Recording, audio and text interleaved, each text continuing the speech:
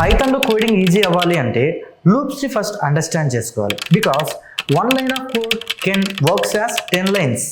Hi everyone, I am Manikanta Kumar. Last week we discussed the basics of Python. Today I will explain loop concepts. Loop అంటే repeated వర్క్ని ఆటోమేటిక్గా చేయమని పైథాన్కి చెప్పడం. Suppose a small లైన్ని again and again repeat చేయాలి అంటే మాన్యువల్గా రాయాల్సిన అవసరం లేదు.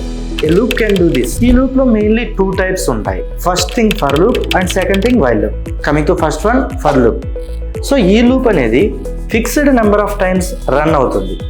Suppose for I in range of 5 print hello. In this case hello is going to display for 5 times because here we just mentioned range of 5. So the second one while loop.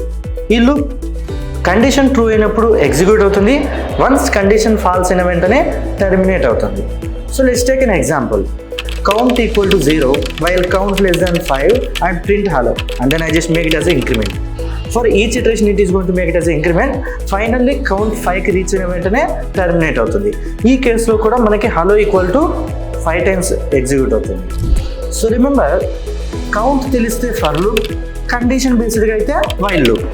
So next వీడియోలో పైథాన్లో functions ఎలా use చేయాలో explain చేస్తాను. Until then follow Career Bridge to learn Python in easier way.